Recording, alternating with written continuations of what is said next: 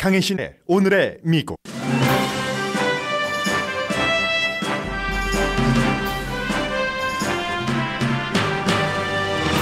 3월에 새로 만들어진 일자리는 전문가 예상과 비슷한 23만 6천 개였고 따라서 실업률은 조금 내려간 3.5%였습니다. 이자율을 올려도 노동시장이 여전히 강해서 연준의 이자율 인상이 올바른 방향으로 작동하는 게 보입니다. 물론 투자가들은 또 한 번 이자율 인상이 있을 것에 경기 침체 우려를 하지만 경기 침체가 있어도 약한 정도로 믿고 있습니다. 9살 어린이 3명이 숨진 테네시주에서 총기 규제 시위를 한 하원 의원 3명 가운데 2명이 의원직을 제명당했습니다. 총기 이슈도 중요하지만 제명당한 2명은 흑인이고 살아남은 1명은 백인인 게 세계 탑 뉴스가 됐습니다. 백인인 조 바이든 대통령과 흑인인 버락 오바마 전 대통령도 테네시주 공화당의 조치를 비난했고 연방의사당에서는 비상대책회의가 소집됐습니다. 연방교육부는 성전환을 한 운동선수들을 학교가 여자 스포츠팀에서 금지할 수 있지만 예외 조항은 둔다는 제안을 밝혔습니다. 청문회를 거쳐 최종안이 나오게 됩니다. 연방대법원은 성전환 수술을 받은 학생이 여자 스포츠팀에서 경기할 수 있도록 임시 조치를 했습니다. 여론은 과반수 이상이 성전환 선수가 여자 스포츠팀에 속하는 것에 반대합니다. 가장 보수적인 대법관인 클래런스 토마스가 20년 이상 공화당의 메가 기부자로부터 사치스러운 휴가 지원을 받은 것이 드러났습니다. 연봉 28만 5천 달러를 버는 그가 50만 달러짜리 휴가를 매년 가면서 최근 다큐멘터리에서는 자신은 해변 같은 곳보다는 RV 파크나 월마트 주차장이 편하다고 말했습니다. 여론조사 결과입니다. 대부분의 미국인들은 지금이 집을 사기에는 나쁜 시기라고 생각합니다. 2023년 현재 미국에서 돈을 가장 많이 버는 직업 10가지 직업이 발표가 됐습니다. 여러분 안녕하십니까? 오늘의 미국 강혜신입니다. 우선 오늘 앞에 전해드릴 2가지 이슈는 하나는 세계가 무조건 쳐다보고 있는 이슈고 하나는 조금 주춤거리다가 쳐다보기는 봐야지 될 것 같은데 이걸 어느 정도 해야지 되는가? 특히 한국 언론 같은 데서 세계는 뭐 가장 어제부터 탑 뉴스로 다루고 있고 그래서 한국 언론의 그 번역만으로 보시면은 이거 좀 어정쩡하다. 이거 중요한 뉴스야. 생각하실 수 있는 그 2가지를 앞에 전해드리겠습니다. 먼저 경제입니다. 세계 그 공통 뉴스인데 3월 달에 새로 만들어진 일자리가 1월 달이나 2월 달에 비해서는 많이 적습니다. 그러나 전문가 예상과는 비슷했고 여전히 일자리가 만들어지네. 연방준비제도가 1년 내내 연속해서 이자율을 올려도 9번이나 이렇게 생각할 만한 숫자거든요. 전문가 예상과 비슷한 23만 6천 개 만들어졌고 실업률은 3.6% 정도 되지 않을까 했는데 3.5%. 이것 역시 역사상 지난 50년 동안 가장 낮은 실업률입니다.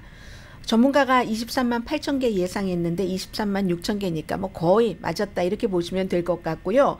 노동시장이 여전히 강세다. 이 내용에 대한 해석은 미국 매체도 다 다릅니다. 그래서 예를 들어 CNBC 같은 경우는 야 이거 경기 침체 올 것 같아. 드디어 이제 연준이 이자율 내리는 것이 효력을 발휘를 해서 경기 침체 오나?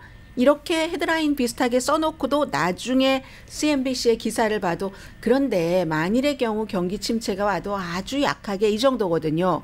그래서 CNBC가 경제 전문 뉴스이기는 합니다만은 그보다는 다른 거의 모든 매체는 일자리가 늘어난 폭이 2월과 1월에 비해서는 적었어도 여전히 늘어나네.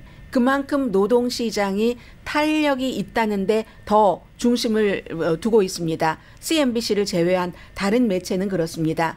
연방준비제도는 올해 한 그 실업률이 4.5% 정도는 돼야지 될 것 같다라고 생각하잖아요. 그럼 지금 3.5%, 1%는 더 올라야지 되고 그러려면 170만 개의 일자리가 줄어들어야지 된답니다.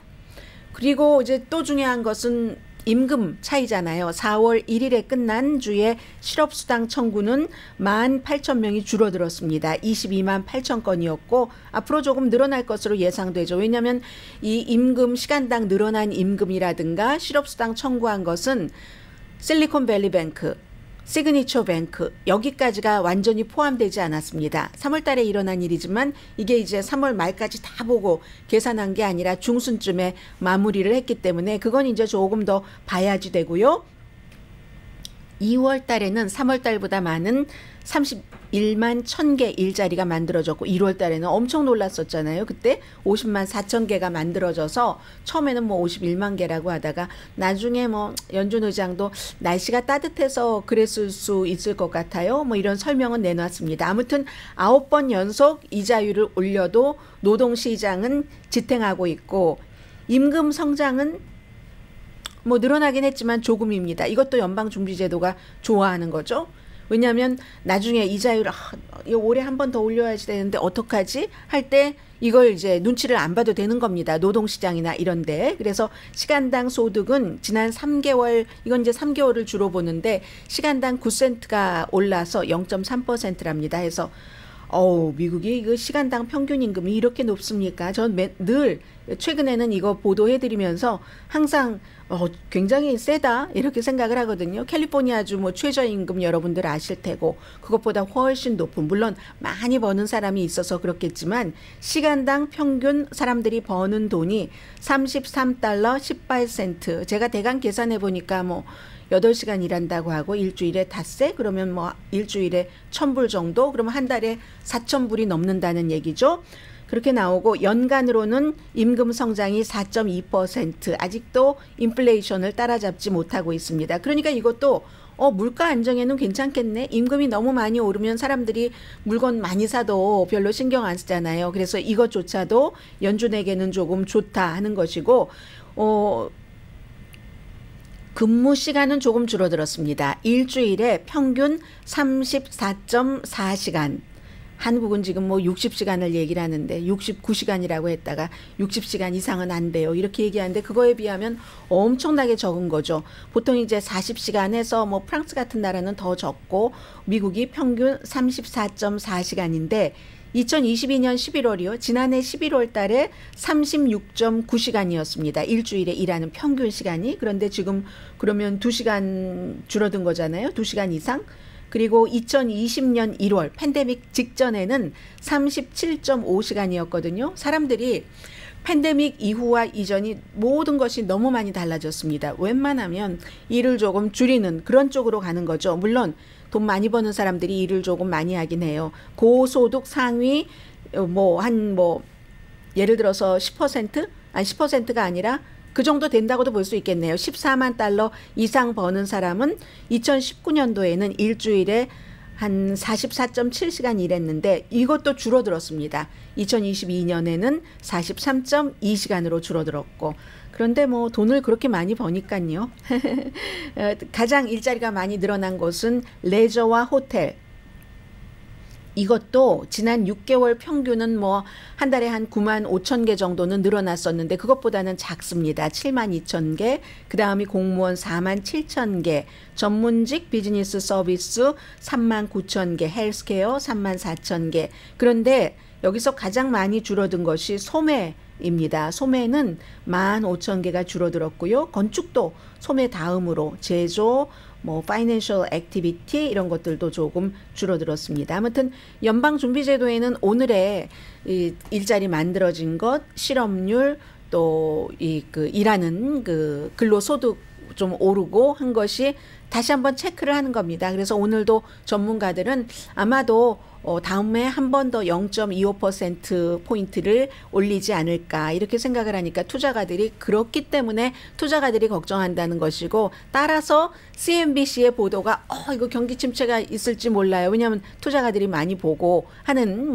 광고주들도 많고 하는 게 CNBC이기 때문에 그래서 나오는 겁니다. 그러면서도 경기 침체가 온다 할지라도 약한 침체가 될 것이다. 오늘 굿 프라이데이잖아요. 여기에 대한 반응이 이제 월요일이나 돼야지 나올 것 같네요. 주식시장 문 닫았기 때문에. 선물시장은 괜찮게 반응했거든요. 상승했고 국채 수익률도 상승했고, 그리고 앞서 말씀드린 것처럼 실리콘밸리 뱅크 이런 문제가 다 흡수된 것이 아니기 때문에 완전한 답은 아니다. 이제 다음 달에 나오는 것을 봐야지 된다 하는 게 오늘 경제의 세계의 탑 뉴스입니다.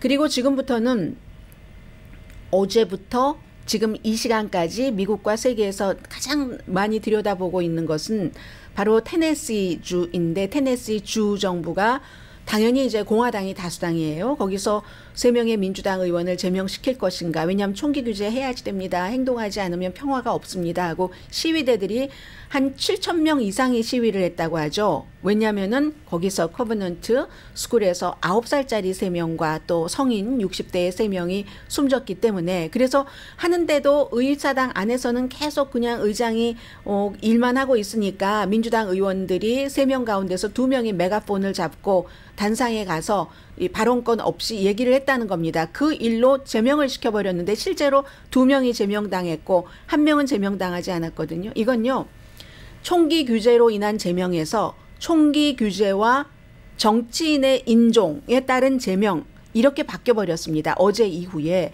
제명된 2명이 흑인이고 제명되지 않은 의원 1명이 백인입니다. 백인 여성, 은퇴한 교사고, 제명된 2사람은요 뭐 커뮤니티 액티비스트 출신인데 27살, 28살 굉장히 젊은 청년들이에요.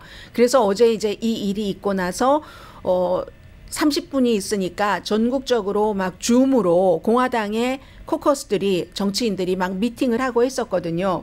해서 시위대들도 마찬가지로 어린이, 선생님, 엄마, 아빠, 할아버지, 할머니 테네시 3로 불리고 있습니다. 테네시 월츠가 테네시 3로 불리고 있는데 그 가운데서 한 사람은 살았고, 살아난 백인 여성도 뭐라고 얘기하냐면, 기자들이 물어보니까 뭐 메가폰이라고 얘기를 하기는 하는데 차이는 그거였다는 거예요. 3명 다 연단해서 총기 규제해야지 됩니다. 밖에서 저렇게 수천 명이 시위를 하고 있는데 우리가 그분들의 목소리를 들어야지 됩니다. 하는데도 그 사람들의 목소리를 듣지 않았다는 거예요. 그리고 그 이후에 메가폰을 잡고 이렇게 얘기를 했다는 건데, 그래도 제명되지 않은 백인 의원이 3명은 다 민주당이고요. 제가 생각할 때는 피부 색깔 때문이었던 것 같습니다. 제가 제명되지 않은 이유는, 이렇게 얘기를 했습니다. 아무튼 그래서 쭉 스킵을 하고, 이제 이 2사람은 공석이니까 2년이거든요, 임기가. 그래서 2024년도 선거가 치러질 때까지 한참 남았잖아요.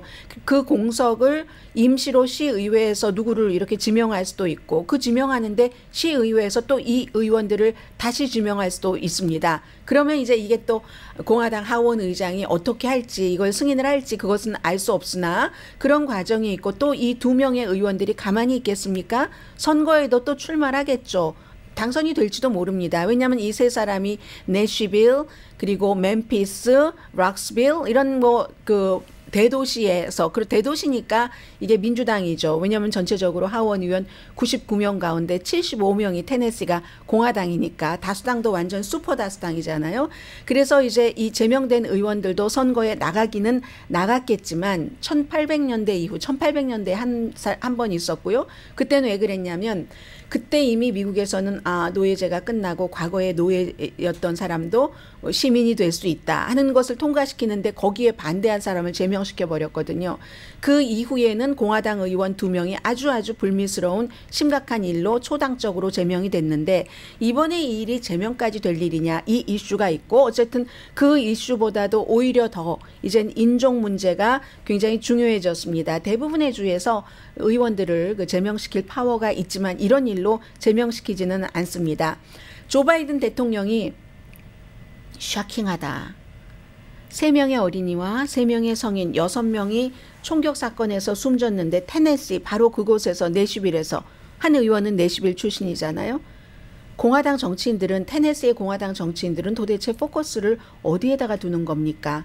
행동하라면서 수천 명의 평화 시위를 하는 시민들에게 조인하자는 게 그게 의원직을 선출된 의원이잖아요. 한 의원은 한 7만 8천 명을 대변하고 있고 세 사람 다 합쳐서 한 20만 명 되는데 그게 제명 요건이 됩니까? 지금 총에 대해서 뭔가를 해야지 되는 것 아닙니까? 이게 이제 그 현재 백인입니다. 조 바이든 대통령의 얘기고 그리고 유권자들은 여전히 어제에 이어서 오늘도 이 2명을 지켜야지 된다 하고 시위를 하고 있고 또 한 사람은 흑인입니다.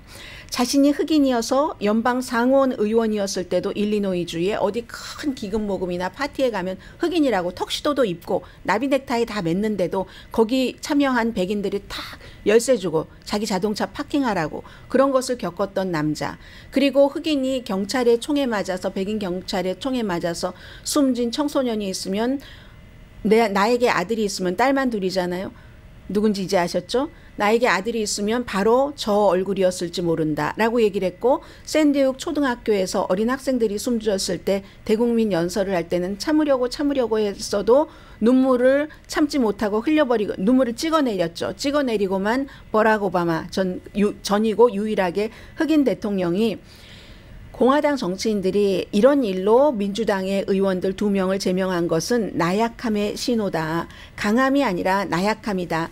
예의와 민주주의 규범이 더 광범위하게 약해진 표시다. 이 의원들 자체도 우리가 에티켓을 안 지키고 룰을 안 지키고 발언권 없이 메가폰 잡은 것 우리 잘못했습니다라고 얘기는 인정은 했습니다. 동의하지 않는 사람을 침묵시키는 것은 강함이 아니라 약함이고 그래서는 발전할 수 없습니다.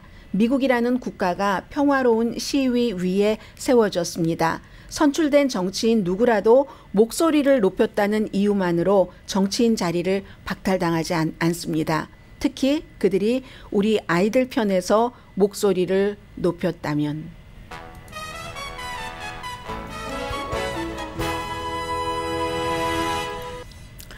어제도 오늘도 이 내슈빌 그 의사당 그 주변에 어린아이들이 그렇게 많습니다. 물론 어린아이들이 때로는 선생님들이 이제 수업을 중단하고 시위에 나가니까 같이 나갈 수도 있지만 얼굴을 보면 알잖아요. 어떤 아이는 친구가 숨진 거죠. 그리고 그 학교 커버넌트 스쿨이 200명밖에 안 되기 때문에 다 알겠죠. 그리고 언니, 동생, 오빠, 뭐 친구의 친구 이렇게 되니까 아이들이 막 그 의원들에게 소리치는데 보니까 그 예쁜 얼굴에 막 옷을 입으면 옷에는 아이들이 좋아하는 막 꽃무늬 같은 것 있고 그런 아이들의 그 분노 같은 것을 봐도 테네시 내슈빌의 이 케이스는 아마 역사에 기록될 겁니다. 잠시 뒤에 연방 대법원과 연방 교육부 그러니까 뭐 바이든 행정부가 되겠죠. 내린 그 같은 이슈에 약간 다른 내용.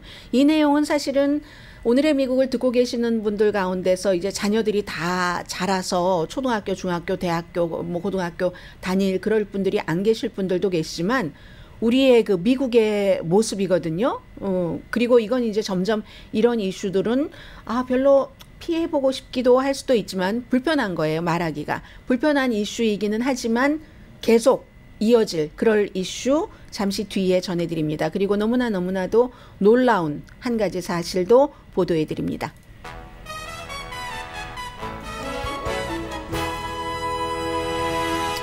제가 좀 전에 무슨 생각을 했냐면요. 들으신 것처럼 광고가 나가는데 제가 광고가 끝난 줄 알고 따다다다다단을 올렸잖아요. 그런데 그 광고가 약간 한 1초는 조금 더 된 것 같기도 해요.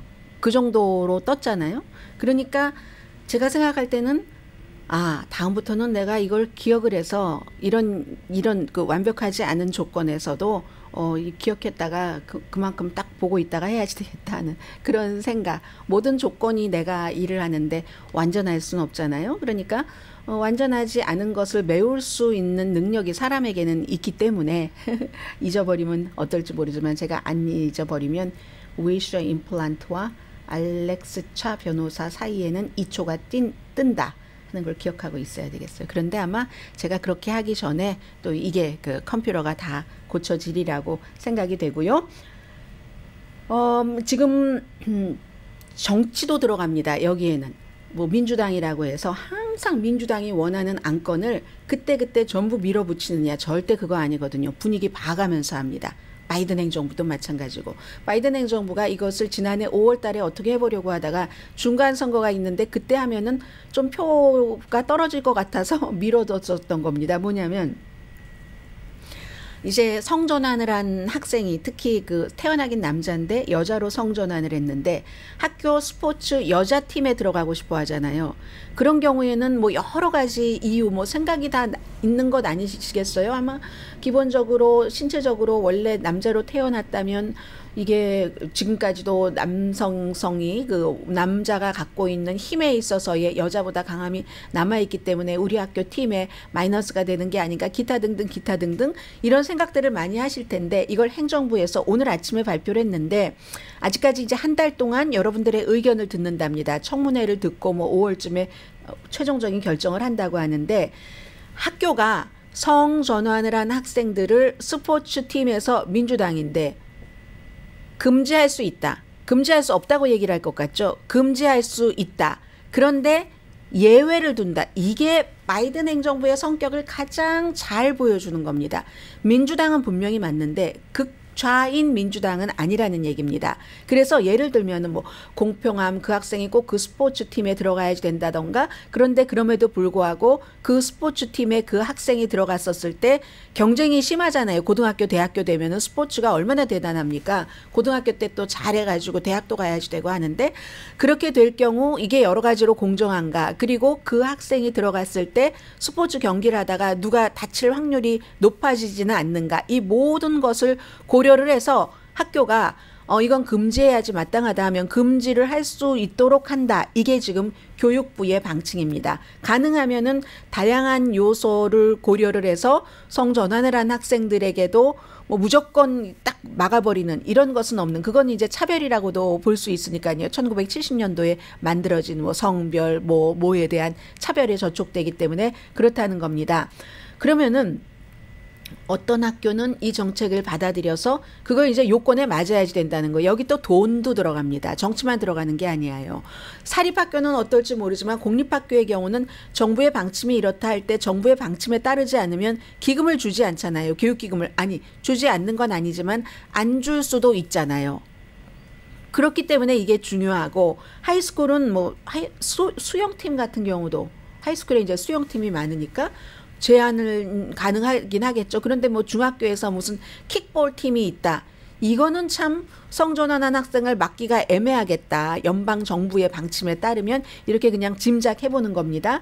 지난 여름에 이걸 해보려고 했죠. 1972년도에 학교가 차별을 해서는 안 된다. 어떠한 경우에도 학생들을 이렇게 해서 하려고 했는데 중간 선거가 11월 달이니까 뭐 여름에 하려고 했는데 이러면은 좀 중간 성향이나 약간 보수 성향의 사람들이 민주당을 덜 찍지 않을까 해서 스탑을 했습니다. 미구엘 카르도나 교육부 장관이 이제 최종적인 결정을 하기 전에 공청회를 하기는 하는데 이것도 많은 학생이 아니라 민주주의는 물론 다수결에 의해서 뭐가 정해집니다. 다수결에 의해서 많은 정치인, 사회규범 이런 법 같은 것들도 정해지지만 그렇지만 다수에 의해서 시스템을 만들어 놓고 소수라도 차별하지 않는 것이 이제 미국적인 민주주의잖아요. 그래서 교육부 장관이 모든 학생이 성전환을 한 학생을 포함을 해서 완전한 그 학교에서의 경험을 가능하면 할 수 있게 해준다. 스포츠를 포함해서 지금 그 얘기입니다.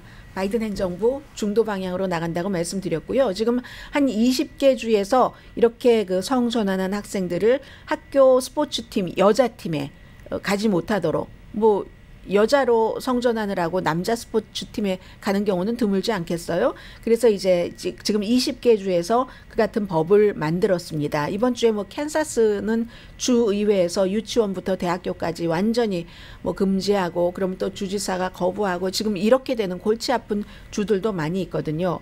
그리고 이 일이 있기 전에 어제 연방 대법원이 먼저 판결을 한 게 웨스트버지니아가 최근에 가장 뭐 레이티스트로 웨스트버지니아하고 또 한 주가 학교에서 성전환한 학생이 여자 스포츠팀에서 일할 수 없어 하는 것을 만들었거든요. 그런데 12살 베키 페퍼 잭슨이라는 학생이 이 법이 만들어지기 전부터 이제 그 중학교에서 이제 그 크로스 컨트리 팀에서 뛰고 싶었고 실제로 뛰고 있었습니다. 그랬더니 이제 주에서 고소를 한 거예요. 고소를 하고 나서 그래서는 안 된다. 그리고 나서 제4항소법원은 허용을 했거든요. 주정부는 여전히 아니라고 하고 하니까 어제 연방대법원에서 어떻게 판결을 내렸냐면 이걸 우리가 지금부터 대법원에서 받아서 쭉 본다가 아니라 일단은 지금 항소법원에서 문제가 있고 또 많은 법적인 절차가 남아있을 테니까 그 전에는 이 학생이 지난 몇 시즌 했었으니까 그대로 하게 하라. 그대로 하게 하면서 최종적인 그런 결정을 뭐 다른 그 연방대법원보다 하급법원에서 내리면 그때 이제 또 보자라고 얘기를 합니다. 그리고 미국 사람들은요, 뭐 민주공화 가릴 것 없이 많은 여론조사 결과를 보면은 대부분이 성전환을 한 학생이 여자 스포츠팀에서 선수로 활동하는 것에 반대합니다. 워싱턴 포스트와 메릴랜드 대학이 지난해 여론조사를 했는데 워싱턴 포스트도 진보고 메릴랜드 주도 진보예요. 물론 뭐 한국의 사위를 공화당을 주지사로 하기는 했지만 그렇지만 메릴랜드는 기본적으로는 진보잖아요. 그런 곳에서 여론조사를 했는데도 미국인의 55%가 고등학교에서 성전환한 학생을 여자 스포츠팀에서 활동하게 하는 거 반대했고 대학과 스포츠팀은 더 하잖아요. 여기는 뭐 돈도 걸려있고 너무 심각하니까 58%. 그리고 지난해 5월 달에 퓨 리서치사에서도 역시 여론조사를 했더니 워싱턴 포스트 여론조사보다도 더 많네요. 성인 58%가 스포츠팀에 갈 때는 학교에서 초, 중, 고등학교, 대학교에서 성별과 일치해야 된다. 뭐 프로팀에서는 더 하겠죠. 지금 이런 움직임. 이게 이제 또 미국에서 좋건 싫건 우리가 쭉 계속 같이 가야지 될 그 이슈입니다. 이번에 전해드릴 내용은 연방대법관 중에서 가장 보수적인 연방대법관이 지금 클래런스 토마스입니다. 그리고 그것도 뭐 90년대 초부터 대법관을 했으니까 수십 년 지금 있는 사람 가운데서 가장 오래 연방 대법관을 하고 있는 사람입니다. 그리고 이제 그 두 명이죠. 캐턴지 브라운 잭슨과 함께 여자, 흑인, 남자 클래런스 토마스인데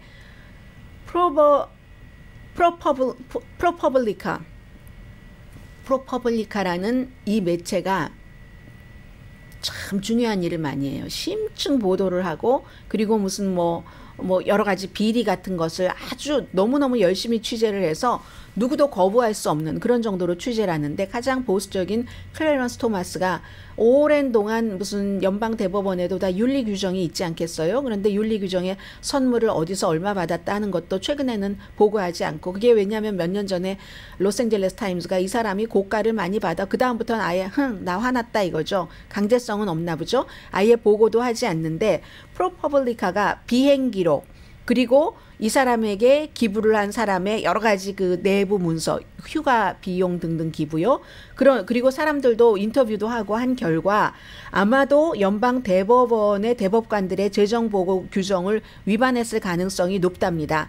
전세기를 타고 부자의 전세기를 타고 요트를 타고 어쩌다가가 아니라 매년 그리고 그 밖에도 다른 뭐 전세기도 주고 요트도 주고 하는데 다른 선물들도 줬다고 추정을 해볼 수 있겠죠. 억만장자 개발업자입니다. 할란 크로우라는. 그리고 이 할란 크로우와 이 클래런스 토마스가 친구인 건 맞아요. 친구인 건 맞지만 이러한 정도의 선물을 매년 받는다는 거. 한 번은요 휴가 가는데 비용이 $500,000래요. 이 두 사람 휴가 비용이 요트에서 뭐 161피트 길이의 요트라나요?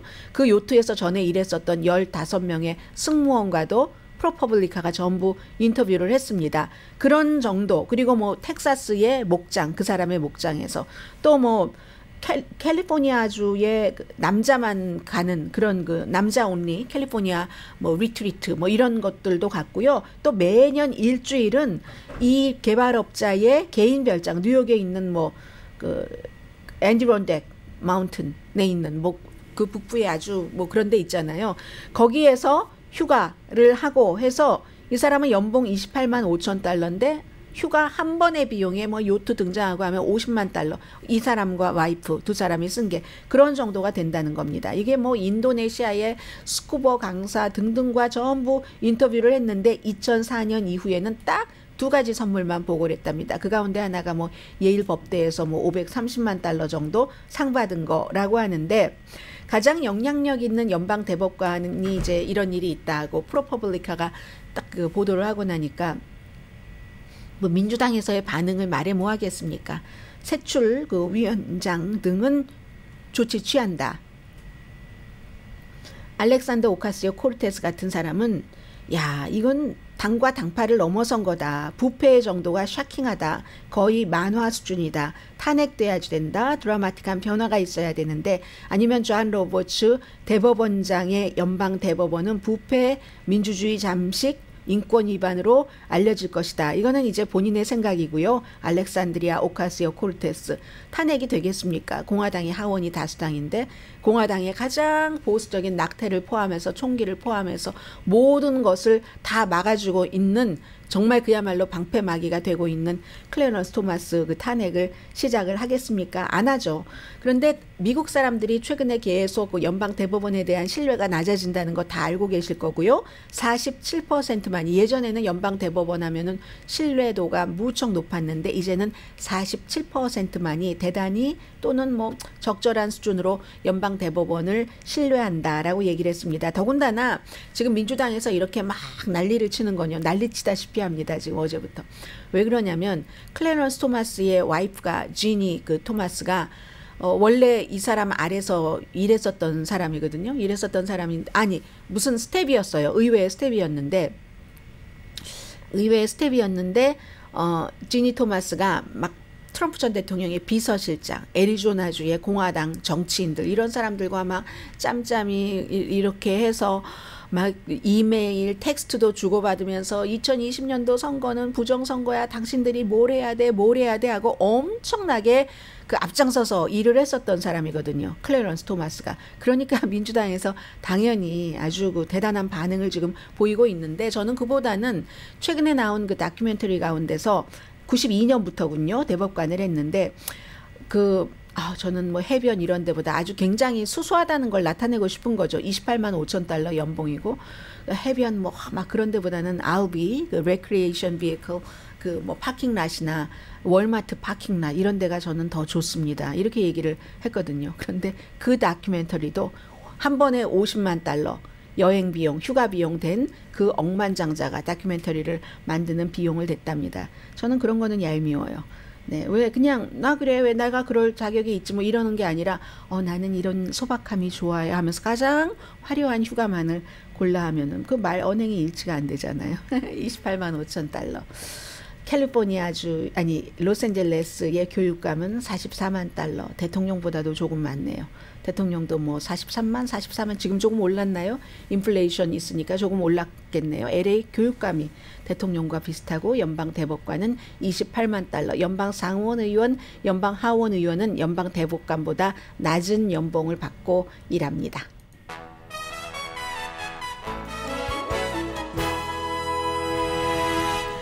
라디오 서울 방송 오늘의 미국 듣고 계십니다. 우선 주택 좀 말씀드리면요. 주택은 뭐 갖고 계신 분들도 계시고 주택을 앞으로 사야지 하시는 분, 아니면 이도 저도 아니라 할지라도 또 주택 시장이 전반적인 경제이기 때문에 꼭 뭐 부동산업을 하시는 분들뿐만이 아니라 그 여러 가지 있잖아요. 그래서 주택 시장 뉴스를 자주 전해드리고 있는데, 소비자 확신이요.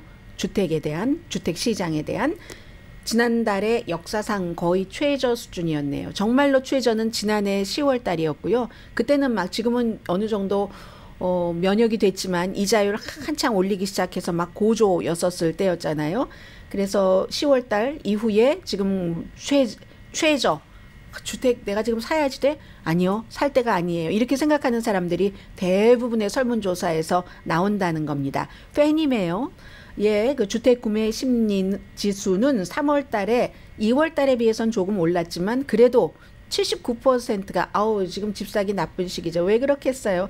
이자율은 그렇게 올랐는데 요즘 조금 나아지긴 했지만, 그런데 집값은 뭐 그 정도로 크게 내려가진 않았잖아요. 지금 앞으로도 그럴 것이라고 하고, 항상 최종적으로는 여러 가지 요소에 따라서 집값이 변화하지만 결국은 수요와 공급에 따라서인데, 지금 미국은 주택이 수요를 공급이 맞추지 못하고 있습니다. 세주 건축도 많이 줄어들고 있고 하니까요. 해서 10월 달에 사상 최저인 소비자 구매 심리, 사려고 하는 그 심리 지수가 56.7%였는데 3월 달에는 지금 61.3%랍니다.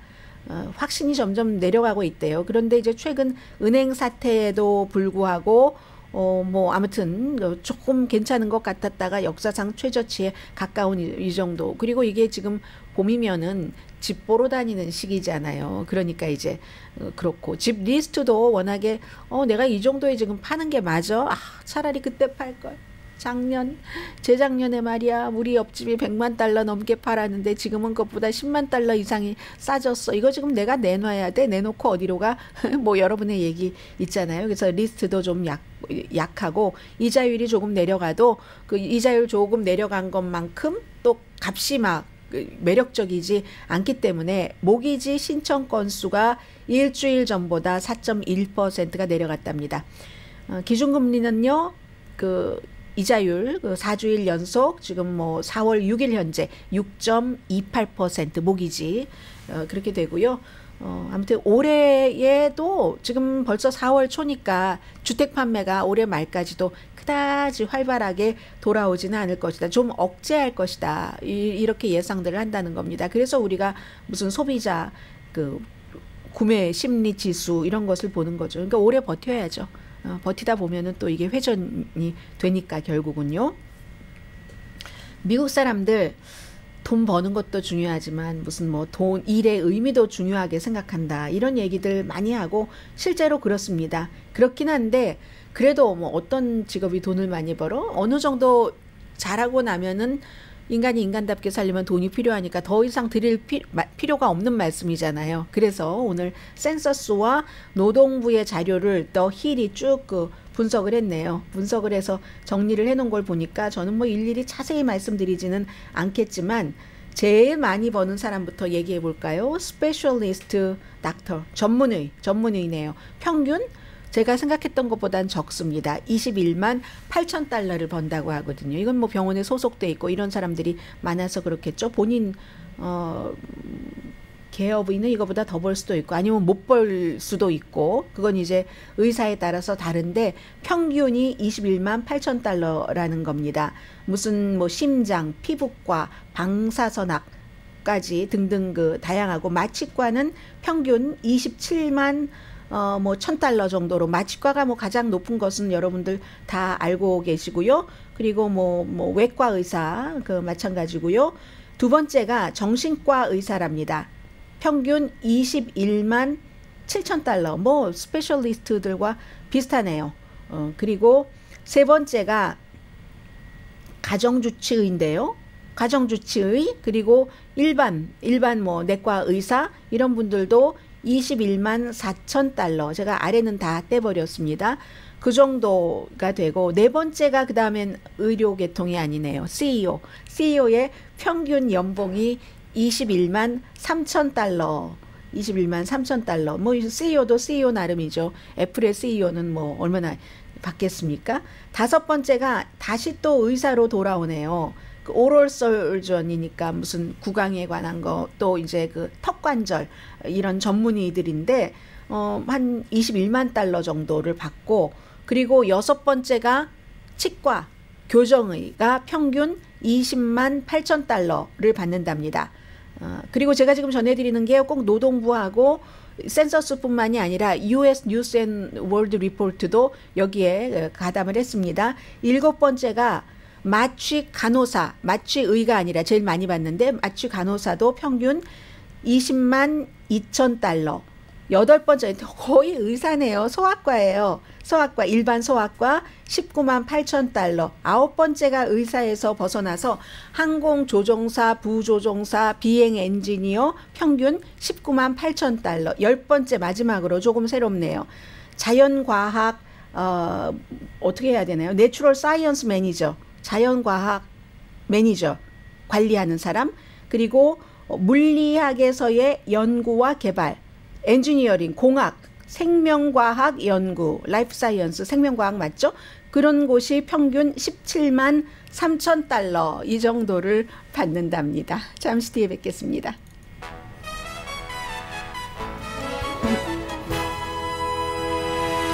라디오 서울 방송 오늘의 미국 듣고 계십니다. 네, 오랜만에 요즘 가끔 이런 일이 있는데 미국에는 사실 그 외교 분야에서는 공화당과 민주당이 합쳐지는 부분이 많이 있기는 합니다. 중국 이슈가 그렇고 그런데 이번에는요 공화당과 민주당의 상원 대표들이 공동 성명까지 발표를 했습니다. 미국 사람이 러시아에 억류돼 있기 때문에 그런 거죠. 월스트리트저널의 그 기자 에반 게르시고비치를 석방해라. 러시아가 지금 스파이 혐의다. 미국의 정보국의 지시를 받아서 스파이 행위를 했다는 거고 월스트리트저널이나 미국은 그렇지 않다라고 얘기를 하고 저널리즘 기자가 취재하는 게 어떻게 스파이 행위냐 이렇게 얘기를 하고 있는데 실수하지 말아라 하고 두 사람이 공동으로 그 저널리즘은 범죄가 아닙니다 하고 지금 공동 성명을 내놓은 것을 말씀드리고요. 그리고 뭐 트럼프 전 대통령 뉴스는 지금도 많은데 여러분들께 그 피로하지 않으시도록 꼭 전해드려야지 될 뉴스만 그저 전해드리도록 하고요. 어제는 스토미 데니엘스라는 그 트럼프 전 대통령의 이번에 32개 그 형사 그 중범 혐의의 한가운데 있는 이 여성이 팍스와 인터뷰를 했는데 팍스 보통 채널이 아니라 요즘은 스트리밍 서비스라든가 이런 것으로 많이 늘려가잖아요. 정통적인 그런 그 TV 채널에서도 해서 그 팍스 네이션이라고 그 돈 내고 보는 그런 곳에 그 피어스 몰건이 예전에는 그 레리 킹 그분도 숨졌네요. 지금 보니까 레리 킹 뒤를 이어서 잠깐 이제 그 레리 킹 라이브 그 CNN 때에 하다가 미국에 관해서 뭔가를 나쁘게 말했어요. 총기 규제에 대해서. 아니 미국은 이거를 이렇게 못해? 영국과 비교하면 뭐 어쩌고 저쩌고 하다가 쫓겨났잖아요. 다시 팍스 네이션에 와서 스토미 데니엘스와 인터뷰를 했습니다. 한 90분 정도 인터뷰를 했는데 요즘 너무 협박을 많이 받는다고 하고 10개 메시지 받으면 1개는 살해 협박이라고 하고요. 점점 그 톤이 폭력적이 된다고 하고 이건 뭐하고 일치되냐면 바이든 대통령이 재선될 자격이 있어라고 생각하는 사람은 3분의 1밖에 되지 않는데 트럼프 전 대통령은 기소되고 나서 오히려 트럼프에 대한 지지도가 10% 이상이 올라갔다는 거잖아요. 그런 것을 그대로 반영을 하는 겁니다. 그러니까 이 스토미 데니엘스가 트럼프에게 나쁜 일이 되는 원흉이었다 해서 협박이 강해진다는 얘기입니다. 그러면서도 나에 관한 그 일로 트럼프 전 대통령이 책임은 져야지. 그렇지만 그게 감옥에 갈 일은 아니지. 뭐 이런 정도로 얘기를 했고 그가 법정에 출두하는 거 보고 놀랐다고 얘기를 합니다. 왕이 왕좌에서 물러나고 나니까 더 이상은 untouchable. 그전에는 왕좌에 있을 땐 아무도 건드리지 못했는데 그게 아니구나 하는 걸 이제 눈으로 똑똑히 봤다고 하고 본인에 대한 그 협박을 말하자면 트럼프 전 대통령에 대한 애정과 지지와 열정과 사랑 맹목적인 뭐 복종이라고도 볼 수 있는데 자살 특공대처럼 사람들이 그렇게 이메일을 보낸답니다. 그리고 그들은 본인들이 옳은 일을 한다고 믿고 있는 것 같다고도 얘기를 했습니다. 이게 스토미 데니엘스 인터뷰의 가장 중요한 내용이었습니다. 네, 아침에 저 앵커 유지승 앵커에게 아니 타이거 우즈 어떻게 하냐고 컷오프 될지도 모르니까 다리 아프고 하니까는요. 그러면서 우리가 한 얘기가 있습니다. 제가요. 약해야 돼. 사람이 약해야지 이렇게 누구나 다 좀 잘 되기를 바라잖아 라는 생각을 하는데 이번 주말은 메스터즈와 이스터 부활절이 여러분들 마음속에 가득 있을 것 같습니다. 강혜신이었습니다.